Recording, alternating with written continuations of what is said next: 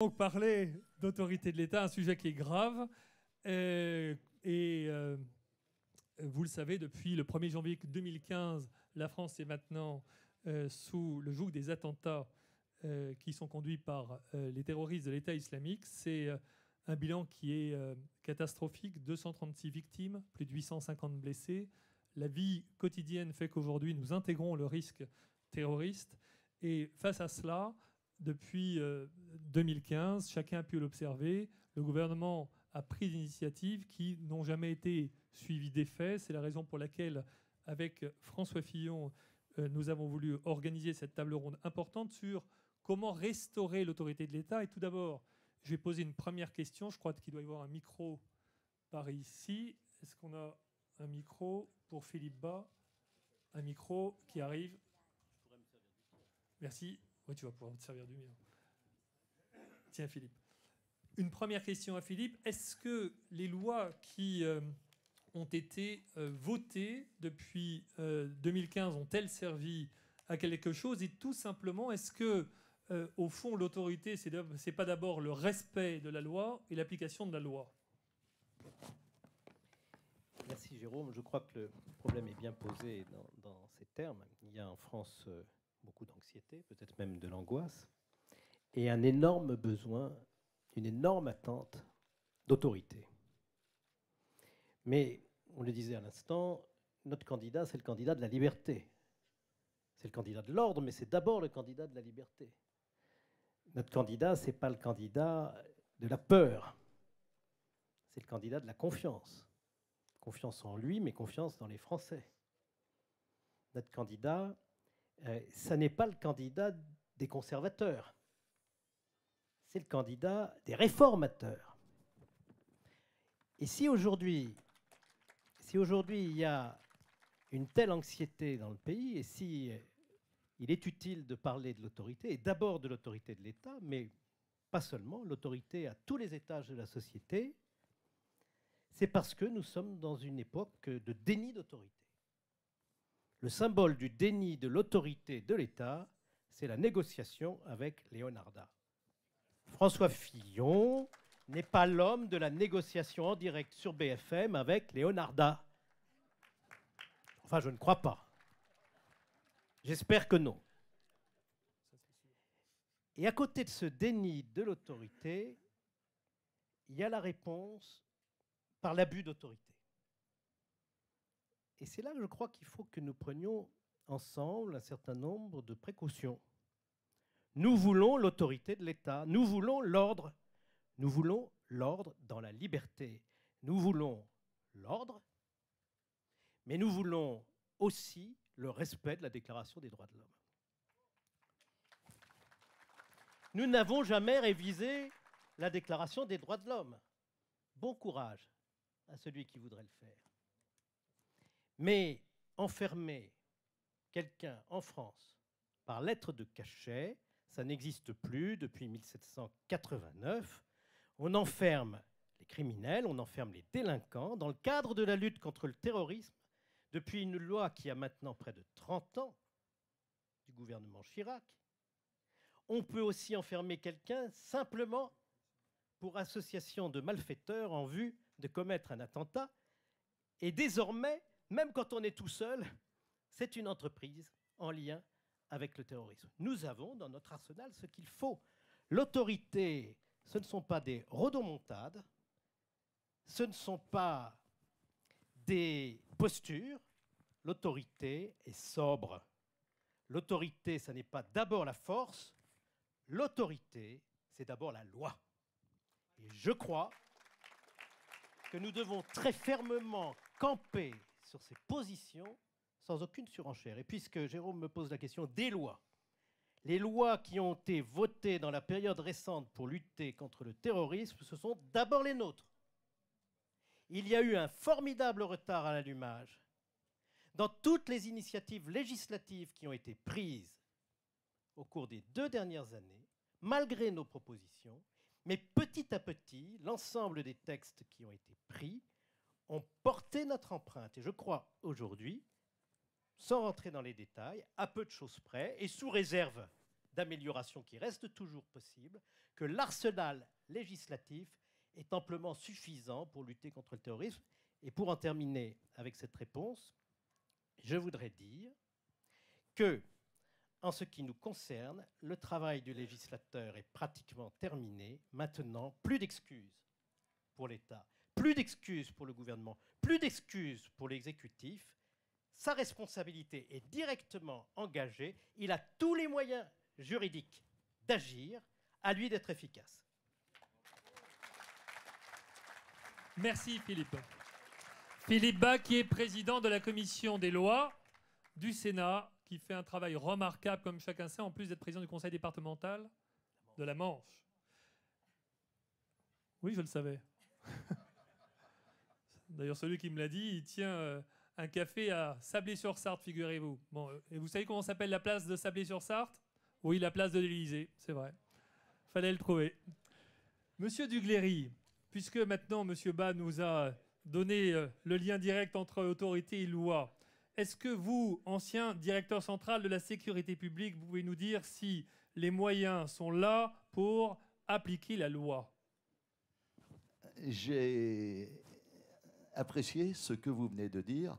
Moi, j'ai toujours été émerveillé quand j'étais encore policier par le petit livre rouge. On y trouve...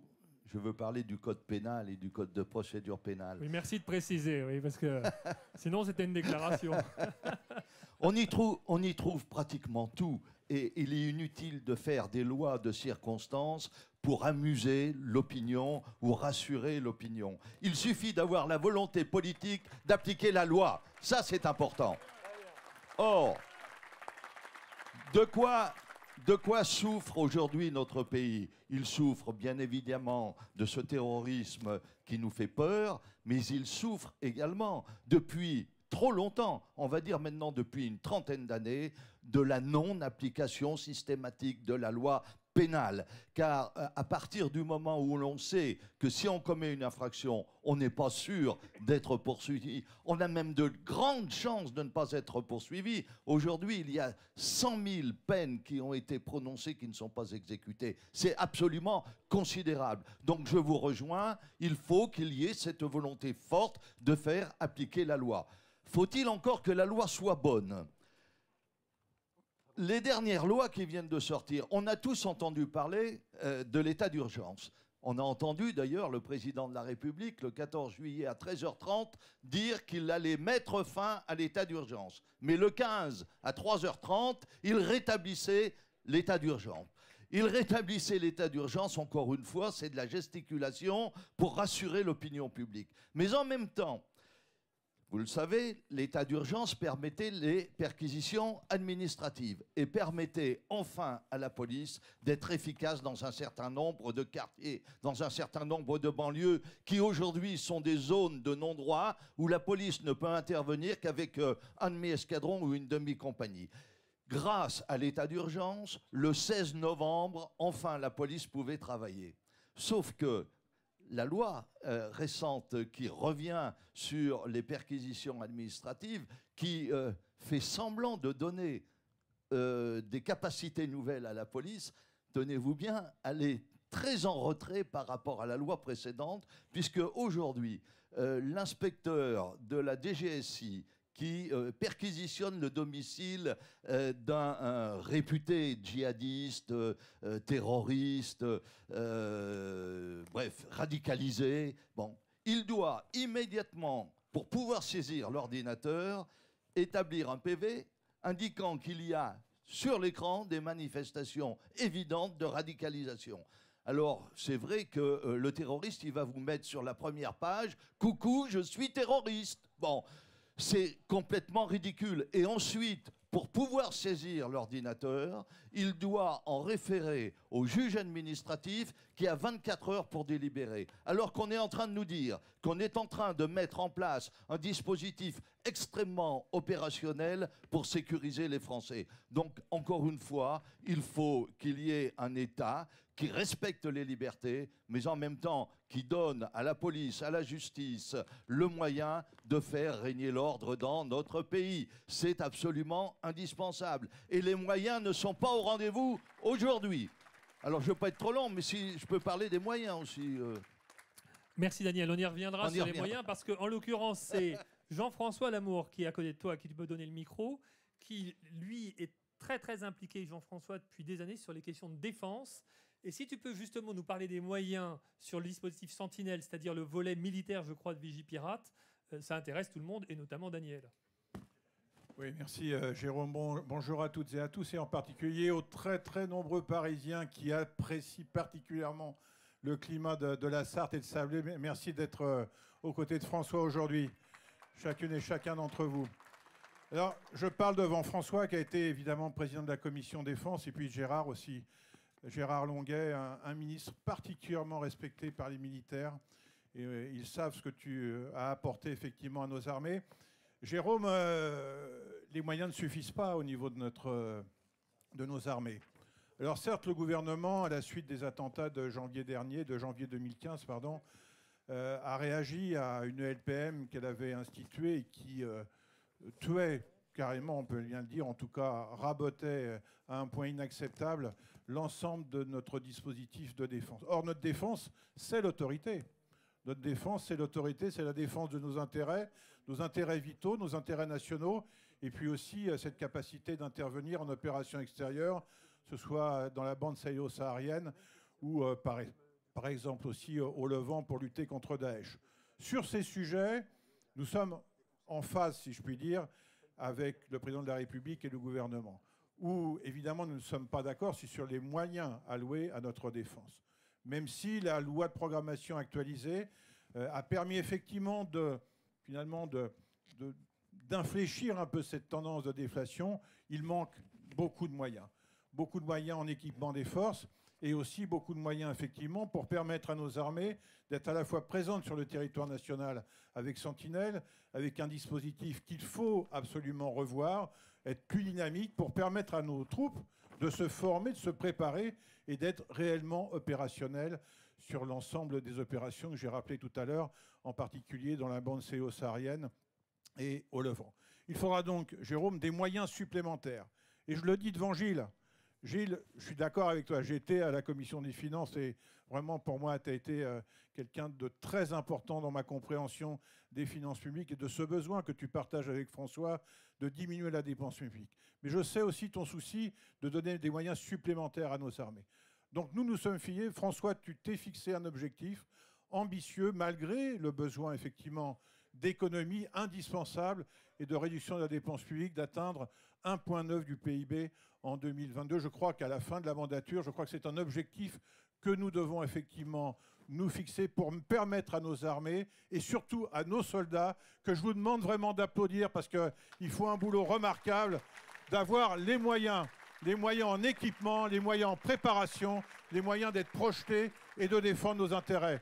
Voilà, Jérôme, ce que je voulais dire sur les efforts budgétaires, tant au niveau de Sentinelle que des opérations extérieures. Merci beaucoup, Jean-François Lamour, qu'on peut applaudir encore. Bon, il a salué les Parisiens et d'une façon générale, je peux aussi saluer tous les Franciliens qui sont là, qui ont pris le train très tôt ce matin. Oui, je dis ça, je pense aux Valdoisiens, mais pas seulement, aux Essonniens, j'en ai vu plein. Enfin, merci à toutes celles et tous ceux qui habitent en dehors de Sablé d'être venus. On me dit même qu'il y a des gens qui sont venus de Nantes. C'est incroyable. Quel défi, ils sont là. Merci à tous en tout cas d'être venus. Et vous voyez, les personnes arrivent encore. Tout à l'heure, Patrick avait fait un comptage précis, disait qu'on était 2634. Je pense qu'on sera sans doute beaucoup plus que ça cet après-midi. On a prévu 686 poulets, donc ça devrait aller. Bon, ils viennent de louer, donc ils viennent pas loin, ils sont venus à pied. Une question à François-Noël Buffet, puisque ça fait le lien direct avec ce que vient de dire très justement Jean-François. François Noël qui est très centré sur les questions d'immigration depuis des années au Sénat et en l'occurrence qui a travaillé de façon très précise sur le fonctionnement de Schengen. Est-ce que, François Noël, tu peux nous dire un mot sur le lien direct entre Schengen, l'absence de respect des frontières, des limites, l'absence de contrôle effectif et ce que l'on observe aujourd'hui s'agissant du terrorisme? Un micro, tiens. Merci. S'il y a un exemple qu'il faut retenir qui n'a pas fonctionné, en tous les cas qui traduit parfaitement l'incohérence de notre système, c'est bien Schengen. Nous sommes tous attachés, et François l'a dit, à la liberté. C'est un principe indiscutable. Encore faut-il se donner les moyens de faire respecter cette liberté, c'est-à-dire d'être clair. Et Schengen, dans la crise migratoire que nous avons vécue et que nous vivons toujours, a montré à quel point ce système qui organise la liberté entre ces 27 pays qui sont réunis autour de Schengen est d'une fragilité absolue parce qu'on n'a jamais donné les moyens les plus complets à ce dispositif pour pouvoir effectivement exercer ses missions. Des missions simples qui sont celles d'abord d'assurer la sécurité à nos frontières et à la frontière de chacun des pays qui constituent Schengen. Des moyens évidemment budgétaires, c'était également le point important, mais c'est surtout la volonté politique de faire fonctionner ce dispositif. Alors on entend dans les différents candidats, il faut arrêter Schengen, il faut faire autre chose, il faut inventer autre chose, il faut supprimer, ça ne marche pas. L'histoire n'est pas de dire s'il faut un Schengen 2, 3, 4, 5, parce qu'on en aura 10. L'idée est de faire un Schengen qui fonctionne, c'est-à-dire de donner les moyens et de rétablir les principes pour que ça fonctionne. C'est-à-dire que chaque pays doit s'engager clairement dans la maîtrise de ses frontières. Quand un pays est en faiblesse, il faut pouvoir lui donner les moyens de remplir sa mission. C'est le principe de solidarité. Et quand un pays ne respecte pas, eh bien, il faut lui dire de sortir du dispositif. Et que les choses soient claires. Et quand les choses sont claires, et quand la règle est claire, eh bien, à ce moment-là, la liberté est certaine. La liberté publique est certaine et la liberté individuelle est garantie également. Et ça, c'est important. Et c'est la même chose sur le plan, j'allais dire, national. D'abord, pour finir sur Schengen, rappeler que dans cette crise migratoire, et sur ce sujet de l'immigration, qui est un sujet difficile, l'Europe a été en dessous de tout. Toujours en retard. Aucune anticipation, aucune cohérence, aucune volonté politique, et pour le coup, une absence totale de la France dans ce sujet majeur, et pour lequel elle doit être porteuse d'un projet et d'une idée. Ensuite, pour ce qui nous concerne sur le plan national, eh bien, nous en sommes pareils. Nous voulons la liberté pour tout le monde. Mais il faut rétablir aussi des règles claires, c'est-à-dire définir ce que l'on veut clairement en matière d'immigration légale. Et François Fillon a pris des positions très claires sur le sujet. Consiste à dire qu'il faudra un débat au Parlement et que le Parlement décide de qui on doit accueillir chaque année sur notre territoire, en fonction de critères précis, d'analyses précises, et que le Parlement, une fois prononcé, eh bien, les règles soient parfaitement suivies et respectées. C'est un point majeur qui évitera ainsi tous les excès de toute nature entre ceux qui veulent faire venir tout le monde et ceux qui veulent faire venir plus personne. On sait que la réalité n'est pas celle-ci, mais que la clarté est la solution et le vote au Parlement, c'est la solution. Prenez un exemple en ce moment, le regroupement familial. Tout le monde parle du regroupement familial. Hier, j'ai entendu, il faudra laisser faire, on ne peut pas empêcher les gens de se retrouver, il faut continuer les choses. Et puis j'ai entendu, il faut l'arrêter, le stopper, voire même le suspendre, j'ai entendu précisément. La réalité, ce n'est pas ça. Sur 200 000 immigrés étrangers qui arrivent sur le territoire national, plus de la moitié sont liés au regroupement familial. La question est de dire qu'il faut modifier les critères. Il faut inverser le dispositif en matière d'immigration légale et il faut donc discuter avec l'Europe pour que le regroupement familial soit mieux maîtrisé. Je voudrais dire que lorsque François Fillon était Premier ministre, nous avons déjà modifié en 2010 les critères du regroupement familial à l'époque et on avait déjà constaté une inversion qui était claire et un début de rééquilibrage. Voilà. La vérité, c'est ça. Soit on vous ment, soit on est laxiste. La proposition de François, elle est simple, elle est claire. On renégocie les critères au niveau européen. Voilà le sujet qui me paraît essentiel. Reste évidemment plusieurs autres sujets, mais on n'a pas beaucoup de temps. Sur l'asile, il faut clarifier non seulement la loi, ça a été fait, mais les moyens de traiter ceux qui sont déboutés du droit d'asile.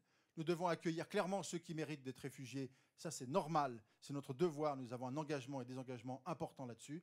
En revanche, ceux qui n'ont pas droit au statut de réfugié doivent être renvoyés dans leur pays d'origine parce que c'est la règle. Et puis la deuxième, il faut donc se donner les moyens de cela. Et puis sur l'immigration irrégulière, il faut être d'une fermeté absolue. Il y a à peu près plus de 400 000 personnes aujourd'hui sur le territoire national qui sont en situation irrégulière. Eh bien, il faut se donner le moyen de mener aussi cette politique parce qu'on n'assure pas l'accueil de qualité pour les étrangers qui veulent venir en France, selon les critères qu'on déterminera, si on n'est pas capable de traiter ceux qui ne veulent pas respecter la règle. Donc ça nécessite à la fois des moyens, mais d'abord une détermination sans faille. Merci. Merci beaucoup. Merci beaucoup à François-Noël Buffet qui travaille de façon très précise sur ces questions. Et comme tu le disais très justement, il est très important de renforcer l'européanisation des procédures pénales.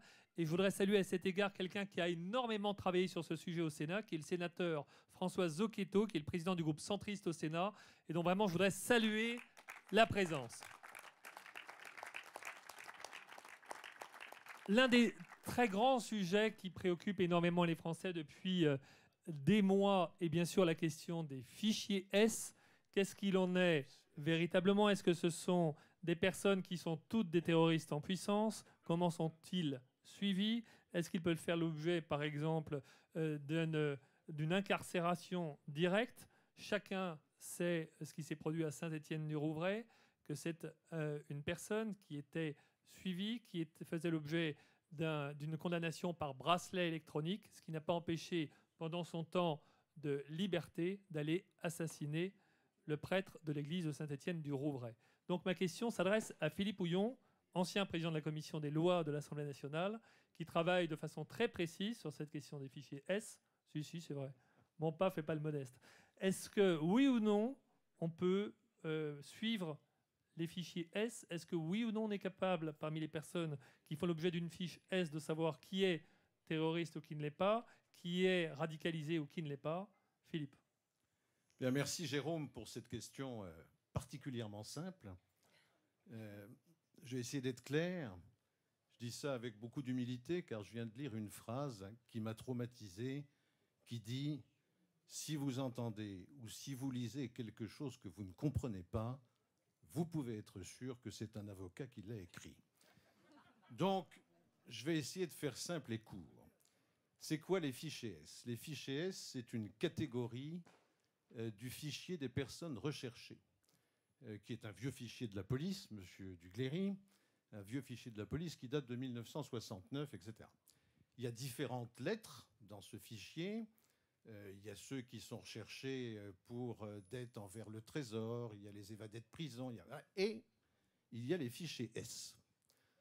D'après ce que nous a dit le Premier ministre Manuel Valls il y a quelques temps récents, il y en aurait 20 000, dont 10 500 qui sont fichés S14. S14, pour faire court, c'est les djihadistes.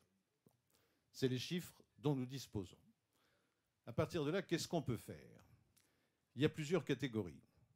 Il y a les personnes qui ont été condamnées pour ce genre de faits ou pour d'autres, et pour lesquelles un suivi judiciaire peut être mis en place avec l'efficacité, tu le disais Jérôme, relative dans certains cas, puisque le bracelet électronique, manifestement, n'a pas suffi à empêcher l'auteur du crime en question.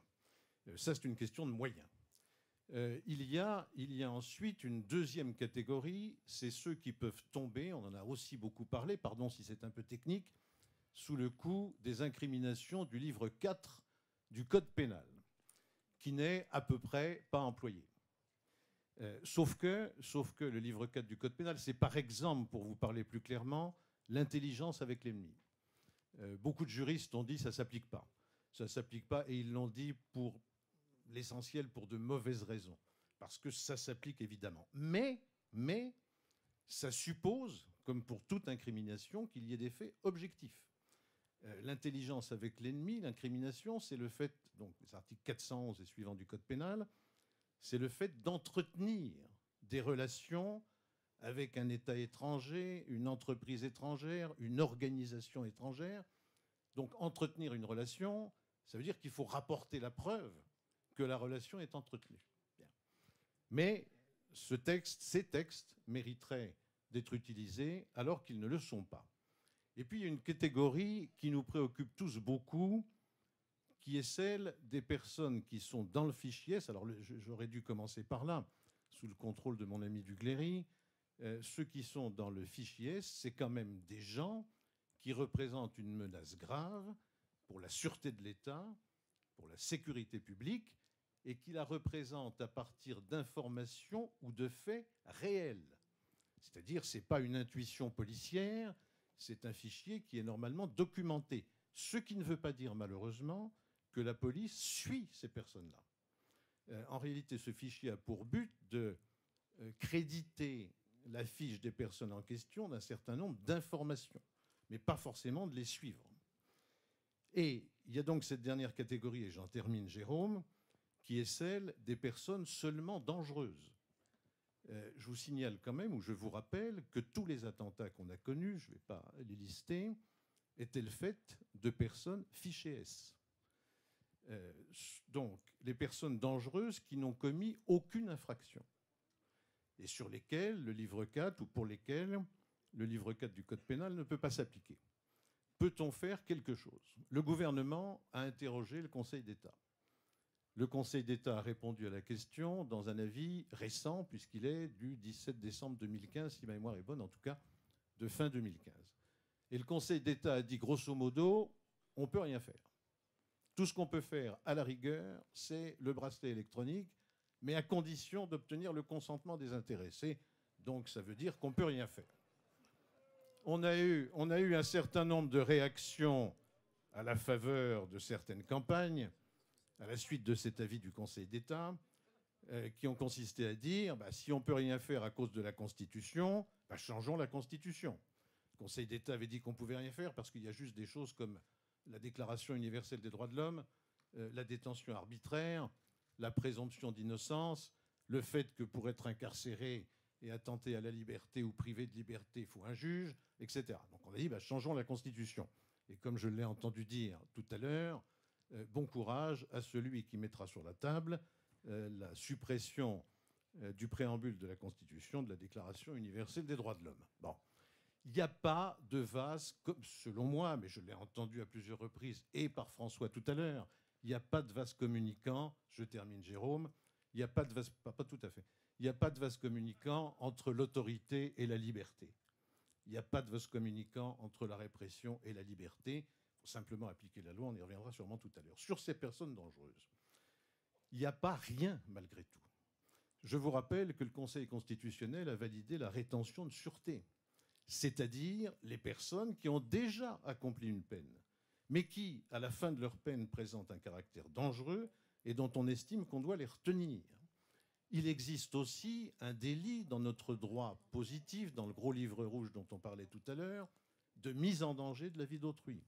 Sur un tout autre plan, même si ça n'a pas directement de rapport, il y a des hospitalisations d'office pour les gens qui peuvent porter atteinte à la sécurité publique, etc. Donc on connaît cette notion de danger, des personnes qui sont seulement dangereuses et qui n'ont pas commis d'actes, qui ne sont pas passées à l'acte. Et je pense qu'il suffit, je dirais pas simplement, parce que ça suppose un peu de travail, mais il suffit d'avoir la volonté politique, et François l'a, bien entendu, d'écrire un texte dans cet esprit.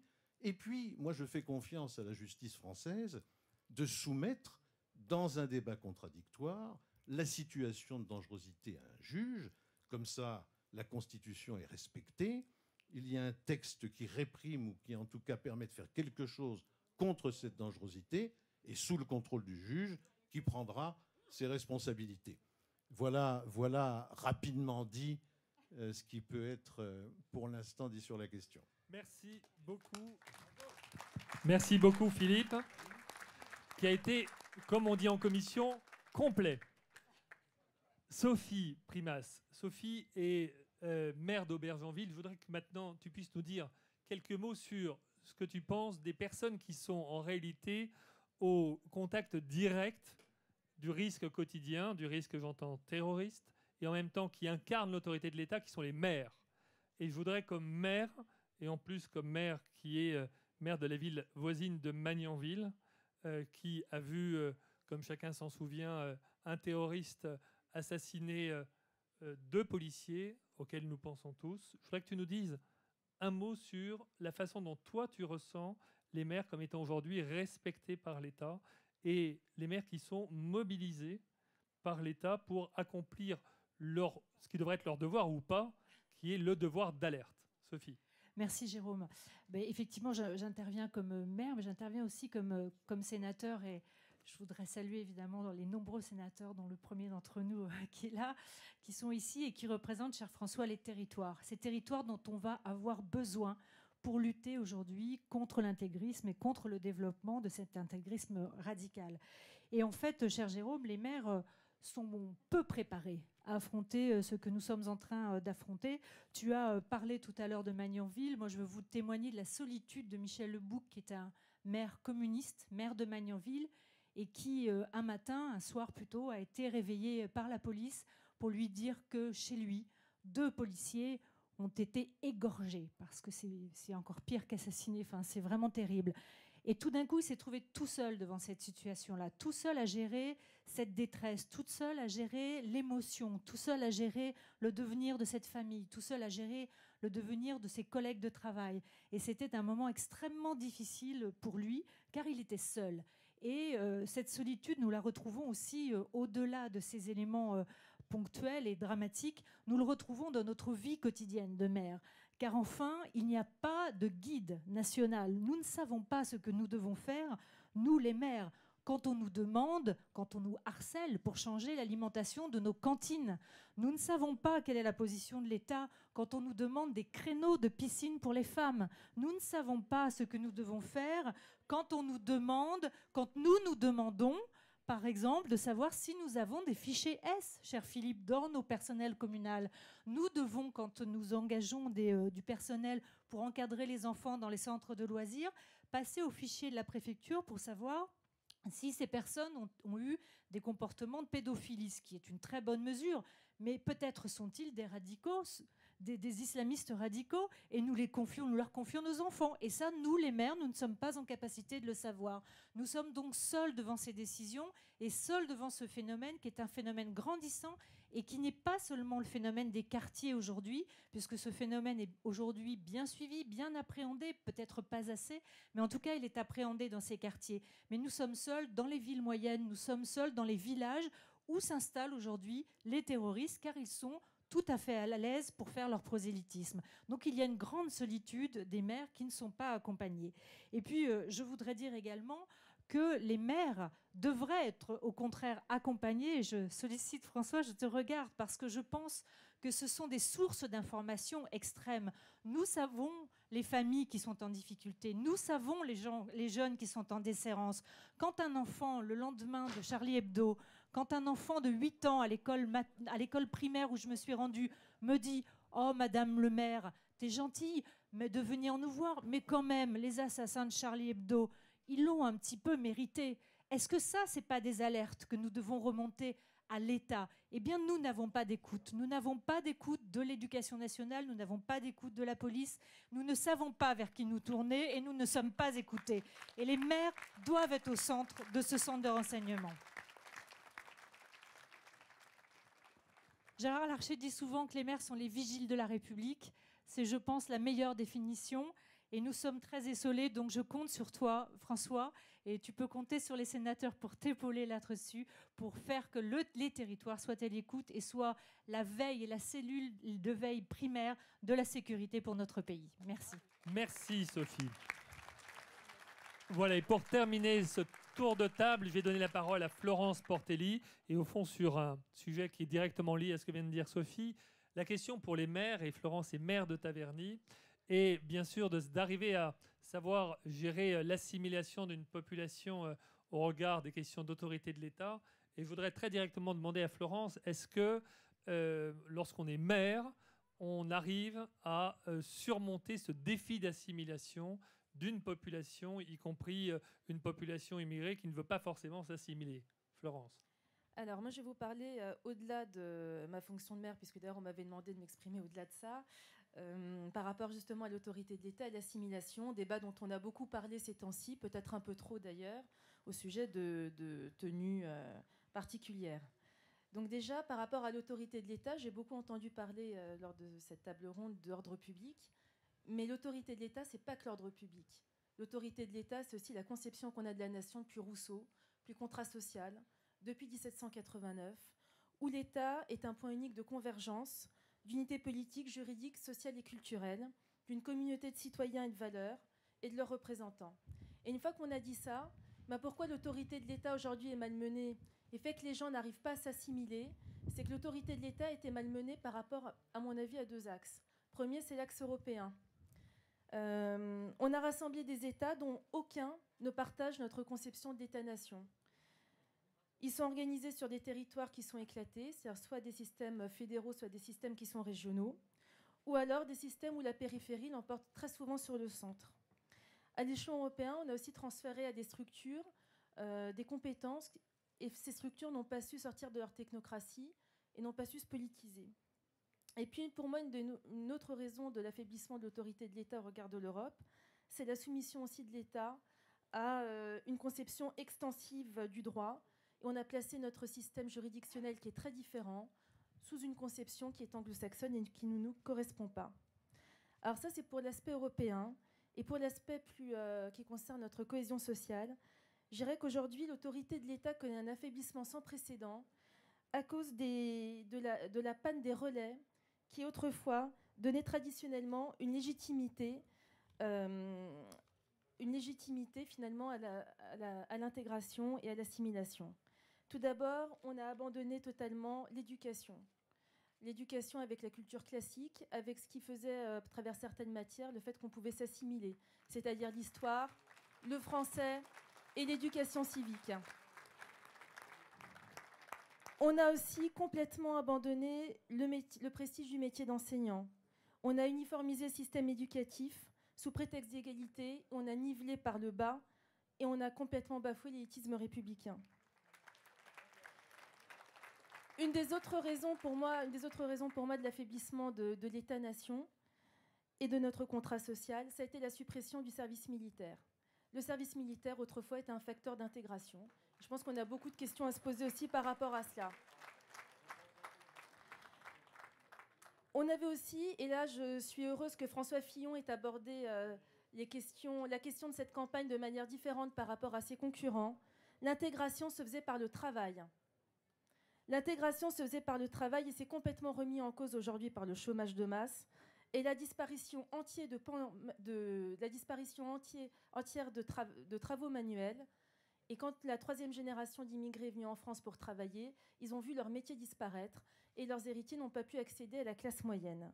Et c'est pour ça que le plein emploi, quand on dit que François Fillon, en abordant cet axe de campagne, est hors sujet, je pense que c'est le seul qui est dans le sujet. Parce que vous ne pouvez pas parler d'assimilation à un État quand l'État est en panne et quand il n'y a pas le plein emploi. Ceux qui parlent d'identité, à mon avis, se trompent complètement. L'identité n'est pas une cause, c'est un effet. C'est un effet de tous ces éléments que je vous ai indiqués qui sont en panne. L'identité, qu'elle soit... Quand on parle d'identité heureuse, en faisant référence à un temps que moi je n'ai presque pas connu, peut-être trop jeune, parce qu'aujourd'hui l'identité n'est pas très heureuse, ou quand on parle d'une identité malheureuse pour flatter les extrêmes, je pense qu'on est complètement hors sujet, parce que ces problèmes d'identité sont les résultants des problèmes de chômage, des problèmes d'éducation, des problèmes de culture, de tout ce qu'on n'a pas réussi à proposer à une immigration qui est arrivée dans ce contexte-là. Et c'est pour ça que pour parler d'immigration, d'assimilation, d'intégration et de l'ordre républicain et de l'autorité de l'État, puisque c'était le sujet aujourd'hui de la table ronde, je pense que le plein emploi est complètement dans le sujet. Et merci François Fillon d'aborder ces questions bien différemment. Et j'en profite pour saluer aussi nos compatriotes d'origine maghrébine qui sont parfaitement assimilés, qui en ont ras-le-bol d'être stigmatisés à longueur de temps en ce moment. Merci. Très bien, merci beaucoup Florence. Très rapidement, si vous le voulez bien, puisqu'on est un peu pressé par le temps, mais je voudrais que, en lien direct avec ce que vient de dire Florence, François-Noël, tu puisses nous redire un mot très rapidement sur l'acquisition de la nationalité. C'est évidemment un sujet majeur.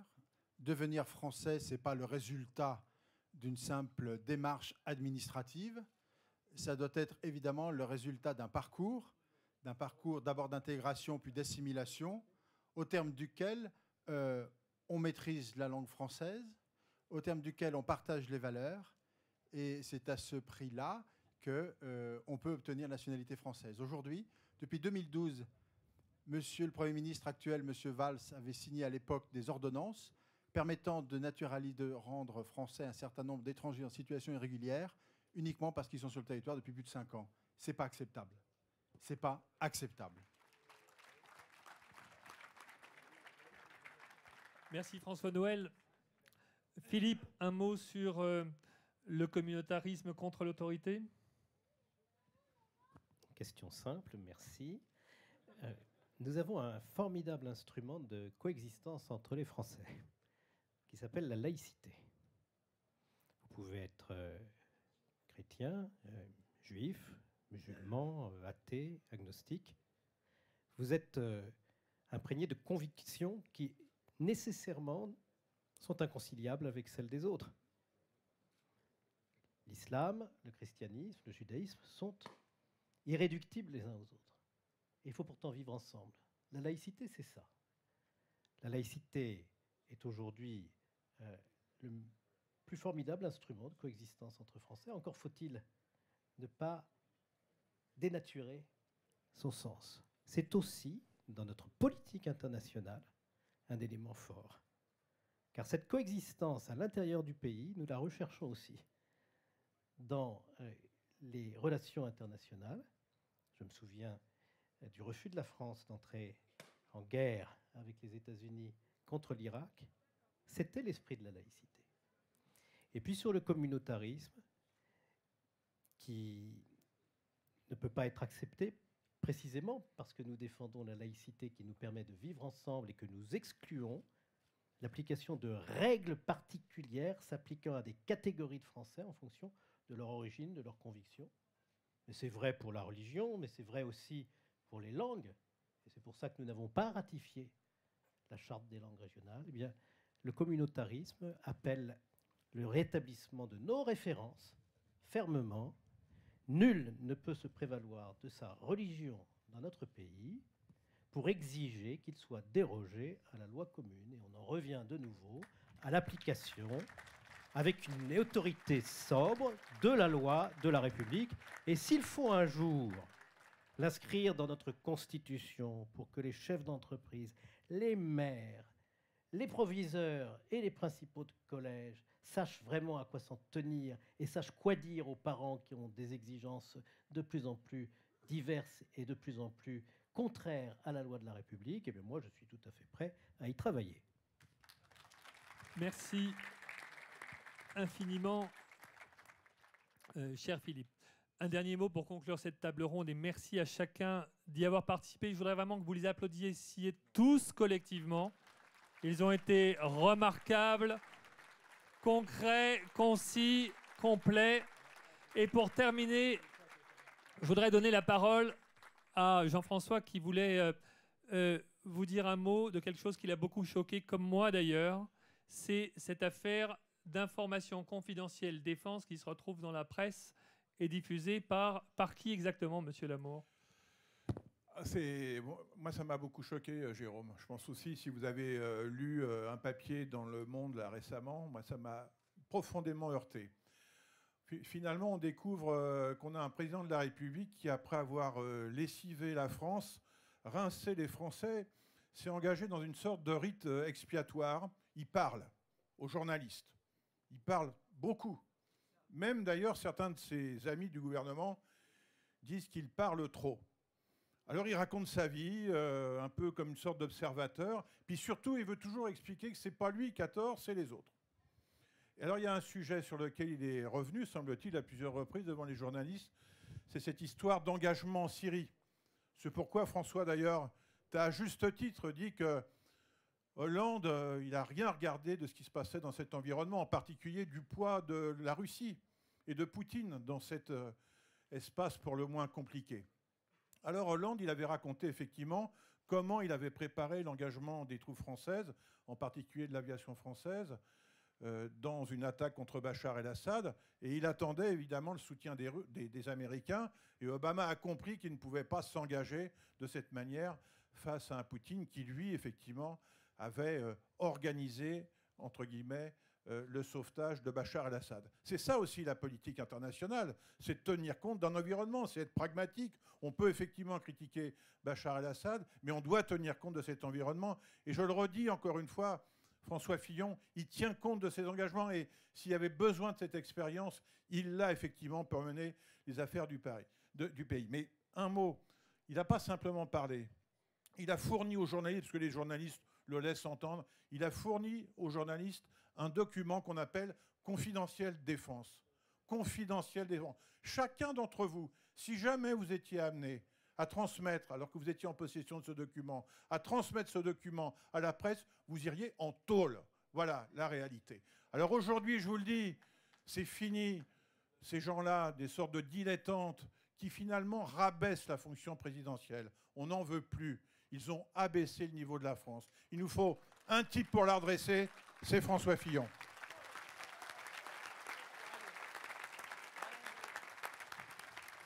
Merci Jean-François. Et merci à tous les orateurs de cette table ronde.